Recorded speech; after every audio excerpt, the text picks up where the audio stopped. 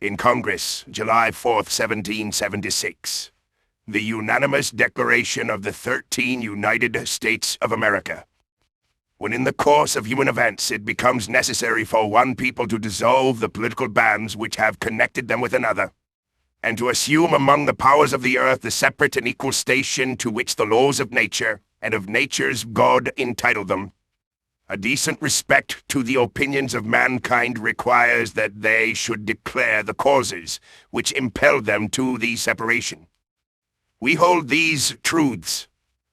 to be self-evident: that all men are created equal, that they are endowed by their Creator with certain unalienable rights, that among these are life, liberty, and the pursuit of happiness. That to secure these rights, governments are instituted among men deriving their just powers from the consent of the governed. That whenever any form of government becomes destructive of these ends, it is the right of the people to alter or to abolish it, and to institute new government, laying its foundation on such principles and organizing its powers in such forms as to them shall seem most likely to affect their safety and happiness. Prudence indeed will dictate that governments long established should not be changed for light and transient causes, and accordingly all experience hath shown that mankind are more disposed to suffer while evils are sufferable, than to right themselves by abolishing the forms to which they are accustomed. But when a long train of abuses and usurpations pursuing invariably the same object evinces a design to reduce them under absolute despotism, it is their right, it is their duty to throw off such government, and to provide new guards for their future security. Such has been the patient sufferance of these colonies, and such is now the necessity which constrains them to alter their former systems of government. The history of the present King of Great Britain is a history of repeated injuries and usurpations, all having in direct object the establishment of an absolute tyranny over these states. To prove this, let facts be submitted to a candid world. He has refused his assent to laws, the most wholesome and necessary for the public good. He has forbidden his governors to pass laws of immediate and pressing importance, unless suspended in their operation till his assent should be obtained, and when so suspended, he has utterly neglected to attend to them. He has refused to pass other laws for the accommodation of large districts of people, unless those people would relinquish the right of representation in the legislature, a right inestimable to them and formidable to tyrants only. He has called together legislative bodies at places unusual, uncomfortable, and distant from the depository of their public records, for the sole purpose of fatiguing them into compliance with his measures. He has dissolved representative houses repeatedly, reposing with manly firmness his invasions on the rights of the people.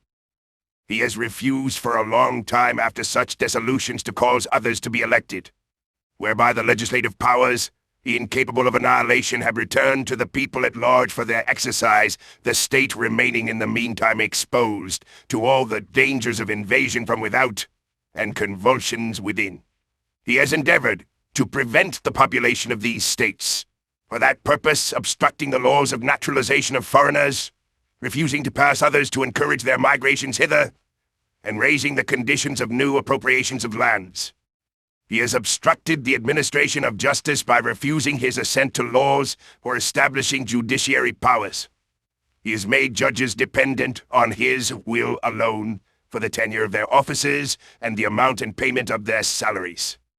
He has erected a multitude of new offices and sent hither swarms of officers to harass our people and eat out their substance. He has kept among us in times of peace standing armies without the consent of our legislatures. He has affected to render the military independent of and superior to the civil power.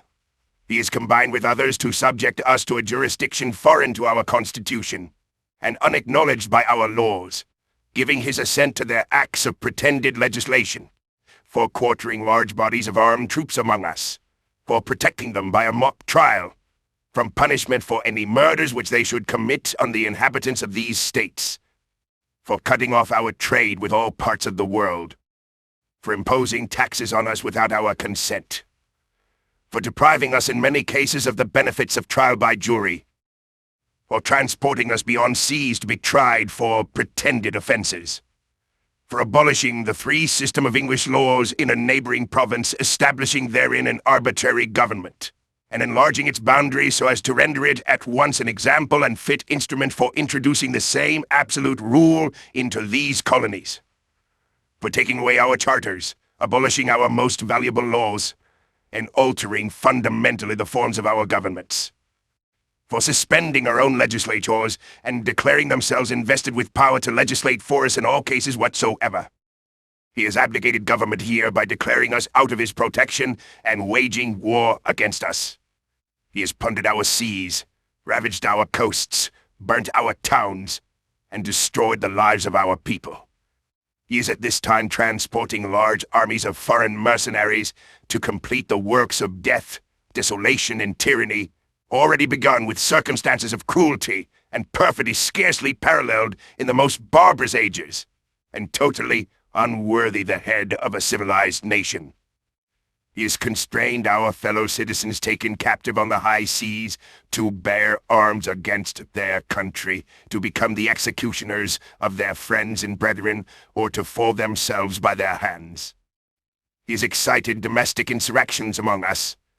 and has endeavored to bring on the inhabitants of our frontiers, the merciless Indian savages whose known rule of warfare is an undistinguished destruction of all ages, sexes, and conditions.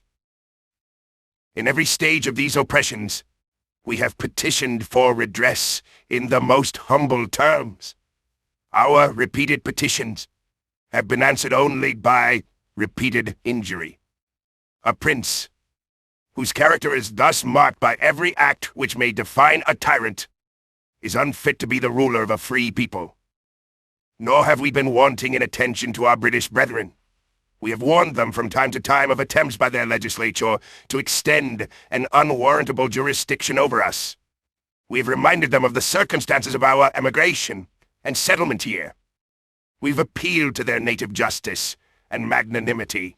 and we have conjured them by the ties of our common kindred to disavow these usurpations, which would inevitably interrupt our connections and correspondence. They too have been deaf to the voice of justice and of consanguinity. We must, therefore, acquiesce in the necessity, which denounces our separation, and hold them as we hold the rest of mankind, enemies in war, in peace, friends. We, therefore, the representatives of the United States of America, in General Congress, assembled, appealing to the Supreme Judge of the world for the rectitude of our intentions, do, in the name and by the authority of the good people of these colonies, solemnly publish and declare that these united colonies are and of right ought to be free and independent states, that they are absolved from all allegiance to the British Crown, and that all political connection between them and the state of Great Britain is and ought to be totally dissolved, and that as free and independent states they have full power to levy war, conclude peace, contract alliances, establish commerce, and to do all other acts and things which independent states may of right do. And for the support of this declaration, with a firm reliance on the protection of divine providence, we mutually pledge to each other our lives, our fortunes, and our sacred honor.